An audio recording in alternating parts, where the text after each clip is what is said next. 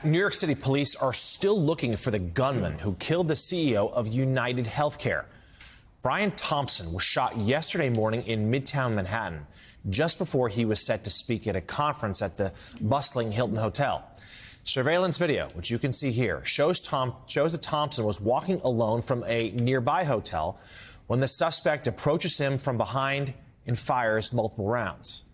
The shooter, who was wearing a jacket, face mask, and a large backpack, then fled on foot, got on a bike, and went to Central Park, which is just a few blocks away. He remains at large.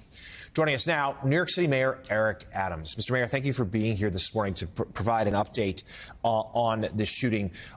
Do we have any further? This reporting this morning, NYPD's confirmed overnight. The shell casings were found at the scene with these words written on them: deny, defund, depose. They are healthcare-related terms. They're similar to a book that was written about problems with the healthcare insurance industry that came out a few years ago.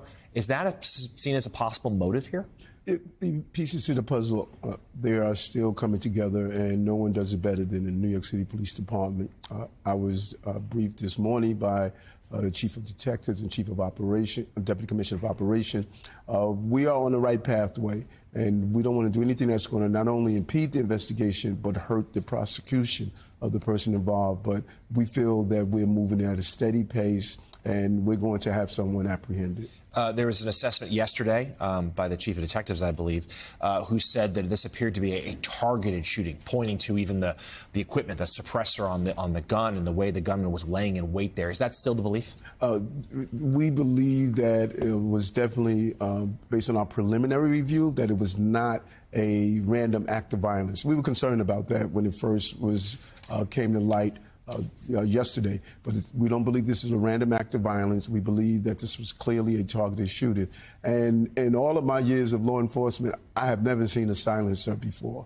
And so that was really something that was shocking to us all. And so we're on the right path, and we believe we're going to apprehend this person. And this comes at a moment, of course, it is the peak of the holiday season here in New York City. The Christmas tree outside right here at Rockefeller Center lit last night. But people who are living in New York or thinking of visiting New York for the holidays, you don't believe they have anything to worry about? No, not at all. And crime is continuing to drop year over year. Our transit system is one of the lowest levels of crime in over 14 years. Removing almost 20,000 guns off our streets. We should all be proud of the men and women of the New York City Police Department on how we're able to have these major gatherings, from the Thanksgiving Day Parade to the tree lighting to the Israeli Day Parade, and we're able to do it with the level of safety. This is the safest big city in America. So we obviously, if there are any updates, we will bring them to the viewers as soon as we get them. But we're hoping to hit a couple other topics with you while you're here, Mr. Mayor. You proposed yesterday a tax decrease for the working class. Axe the tax for the working class. Yes. The name you gave it. Tell us a little bit about it. We always like to attach names to whatever initiatives we do. It's an important one. And not only have we heard through the national election, but we hear it every day. Everyday working class people in America are hurting, and it's becoming just unaffordable. And we need to find creative ways to put money back into the pockets of New Yorkers. We found ways to do almost $30 billion back into the pockets of New Yorkers. And this is the latest of our initiative. $63 million is going to be returned back to the pockets of over 582,000 New Yorkers. And it's for those who are making below the federal poverty level, 150% below the federal poverty level. What does that look like? A mother with a child making $31,000 a year, she's going to be eligible for this. And this goes directly back into the pockets of New Yorkers. Do you feel like the results of this last election, where Donald Trump made some surprising gains here in New York City, showcase that people are simply upset with the working class voters in particular with the cost of living? I've been saying this for years, working class people. And when you add this with our earned income tax credit, when you look at how we've decreased brought the MetroCard for low-income New York is reducing the cost of child care from $55 a week to less than $5 a week. You see how we understood from day one that we had to go after working class people, and we saw how frustrated they are. They don't see a future for themselves, and we have to make sure we address that. So, Mr. Mayor, just last week, a judge ruled that your federal corruption trial will begin on April 21st, which would be during the midst of your potential re-election campaign. What do you say to, there have been voices, including some from city officials who have asked you to resign, saying that you will not be able to effectively govern while this trial is going on? What's your answer to them?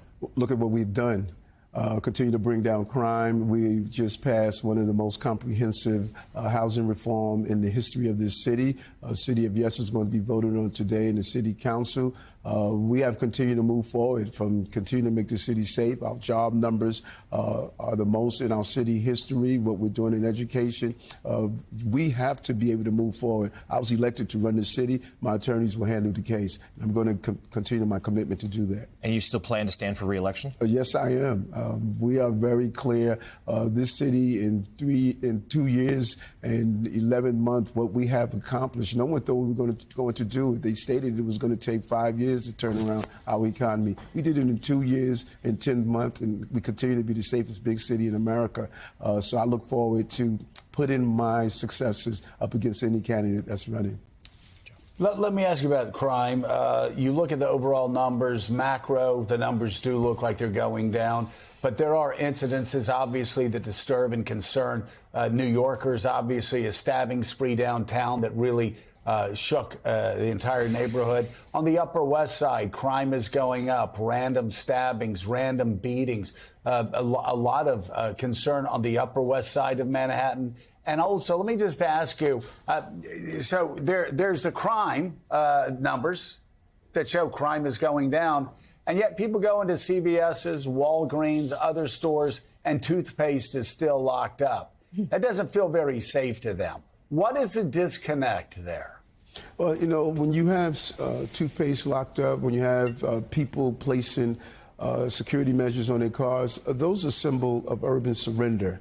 And not only must people be safe, I stated on January 1st, 2022, but they must feel safe.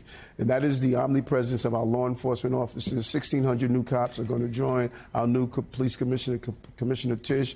We're going to see that omnipresent. When we saw that slight increase in crime on our subway system, we immediately saw the deployment of 1,000 new officers because people must feel safe.